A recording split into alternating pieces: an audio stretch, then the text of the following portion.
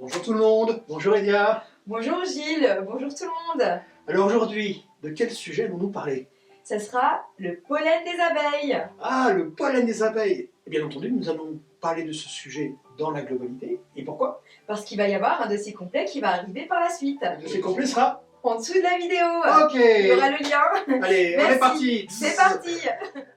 Alors quand on nous parle des abeilles, on pense au miel, à la propolis, à la gelée royale, mais pas forcément au pollen. Et pourtant le pollen mérite vraiment d'être connu tout autant que les autres produits de la ruche. Car toute sa richesse nutritionnelle lui confère des propriétés super intéressantes, vraiment très intéressantes. La récolte du pollen par les abeilles est un partenariat symbiotique entre le monde végétal et le monde animal. D'un côté, le végétal offre l'alimentation nécessaire au développement de la colonie, et en échange, l'abeille permet la reproduction végétale, en déposant le pollen de fleur en fleur. D'ailleurs, pour la petite histoire, lorsqu'une abeille va visiter une fleur et qu'elle va se poser sur l'appareil reproducteur mâle de celle-ci, que l'on appelle les étamines, elle va s'agiter au contact de celle-ci. Et c'est plus particulièrement aux extrémités des étamines qu'elles vont mordiller les anthères, qui sont en forme de tout petits sacs dans lesquels on va trouver des grains de pollen sous forme de poussière. Et cette récolte n'est possible que grâce à la configuration physiologique de l'abeille, car au niveau des pattes arrière, elles sont dotées de corbeilles capables de stocker le pollen en plein vol. L'apiculteur va mettre des trappes à pollen à l'entrée de la ruche. Ces trappes à pollen comportent des grilles à travers lesquelles les pelotes vont tomber lors du passage des abeilles.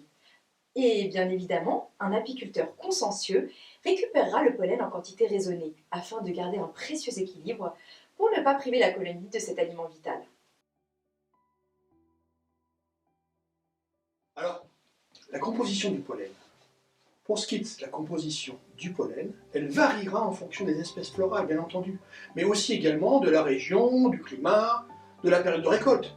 Ainsi, il existe de très nombreuses variétés de pollen en fonction des espèces végétales visitées par l'abeille. En apithérapie, les pollens les plus utilisés sont le pollen de cyste, le pollen de châtaignier, le pollen de saule et de bruyère. Et pour chaque type de pollen, il y a bien entendu une indication particulière. Alors, le pollen est connu pour être un complément alimentaire très complet, vraiment vitalisant, fortifiant, et tout ça par sa richesse en micronutriments.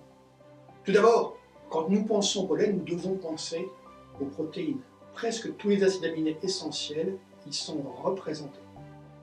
Ce pollen est aussi composé de lipides avec des acides gras, avec aussi, entre de nombreux minéraux, nous trouvons aussi du potassium, le magnésium, le calcium, le fer, le phosphore, du zinc, du sélénium. Et aussi, on trouve des vitamines, notamment vitamine C, vitamine D, vitamine E, le bêta-carotène, précurseur de vitamine A. Et aussi, on trouve notamment, super important aussi, les vitamines du groupe B. Le pollen contient aussi des flavonoïdes avec des propriétés antioxydantes très intéressantes. Et d'ailleurs, ce sont ces flavonoïdes qui vont donner les couleurs pigmentées au pollen. Et il contient aussi des probiotiques, donc des très bonnes bactéries. Le pollen est vraiment un allié pour notre santé. Mais si on doit garder en tête une chose, c'est que le pollen permet de fortifier notre organisme, de le stimuler, de le tonifier, de nous apporter de la vitalité. Les bienfaits du pollen sont connus pour leurs propriétés bénéfiques sur notre système immunitaire, mais également notre système digestif. De ce fait, on peut prendre du pollen en période de convalescence, en période de grande fatigue physique ou psychique. Il faut savoir que le pollen a une action immunostimulante, donc on peut le prendre en cure et en prévention des infections hivernales. On peut prendre le pollen lorsque l'on souffre également de constipation. Parmi les précieuses indications thérapeutiques, le pollen peut, pour les hommes souffrant d'hypertrophie bénigne de la prostate, être très intéressant. Mais nous en parlerons davantage dans le dossier.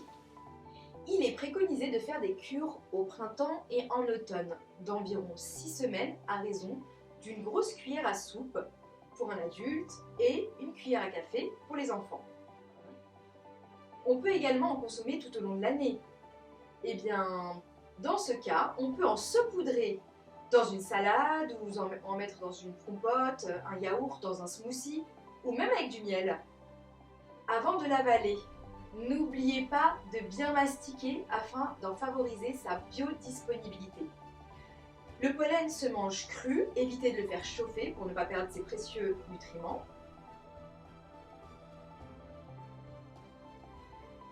Si vous devez choisir le pollen, préférez un pollen certifié agriculture biologique, afin d'éviter de retrouver dans le pollen des résidus de pesticides. Car l'apiculteur ayant la certification biologique amènera ses abeilles à butiner dans des champs qui sont totalement dénués de produits phytosanitaires polémiques. Alors le pollen existe sous des formes fraîches, dans ces cas-là il est congelé, juste après la récolte. Et il existe également sous forme sèche ou déshydratée, à l'aide d'une ventilation chaude qui est environ de 40 degrés, donc plutôt faible température.